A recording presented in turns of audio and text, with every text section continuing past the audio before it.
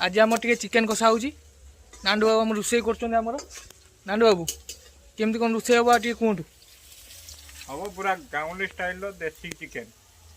खोजिक आनी गोटे देसी चिकेन पूरा गाँवली स्टाइल हम भल हम तो आज पूरा एक नंबर केत बार गलानी रोषे ये पिज चलती बाटना छड़ा हम बर्तमान ये छाड़दबा बर्तमान बाटना बर्तमान आम मसला कथा चलती केत भितर रेडी हो पूरा देसी बिलाती दिखाई कषा हो केत समय भितर रेडी हो कषा लगे 15-20 मिनट लगे तापर सब मसला पकेबा गुंड मसला तापर आलू दबा चिकेन छाड़वा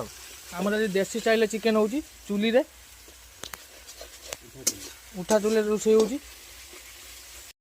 बर्तमान आम मसला रेडी हो गलानी बर्तमान आम चिकेन पड़ो बर्तमान चिकेन पड़ो आम बर्तमान देसी चिकेन पुणी देसी स्टाइल चिकेन आमर पड़गला चिकेन आमर मसला केते समय कषा बर्तमान आम बसिकी मिनिमम देसी चिकेन माने 39 मिनट पाखापाखि लगे 45 मिनट लगे 45 मिनट पर रोषे रेडी हो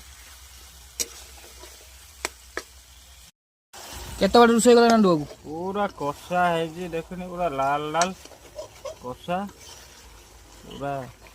तेल बाहरी गला पानी दबा ए गैस भितर रेडी हो पानी दबा आ ढांकी दबा ढांकी देकी 15-20 मिनट रेडी हो आमर 15-20 मिनट भितर रेडी हो चिकेन चिकेन कषा ता सहित रुटी खाइबाटा आज मजा मस्त हो ना ना आज उष्णा भात खाई उष्णा भात खाइया उष्णा भात सहित चिकेन कषा बस ना कषा नहीं टिके झोल करबा ठीक है खाइबा ठीक है भल हम तो ठीक है नांडू बाबू केते बार रोषे गला सरीगलानी आसिल खोलिबा खोली गरम मसला दबा पूरा सिझी गलानी सबू आलू भी सिझी गलानी चिकेन चिकेन पूरा सिझी गलानी झोल भी ठीक ठाक अच्छी चिकेन टा देखी भल लगुच हाँ लगे गरम मसला दबा जहाँ भी नांडू बाबू रोषे कर गरम मसला दिगला बर्तमान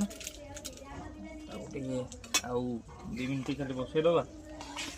तब रेडी खाइबा।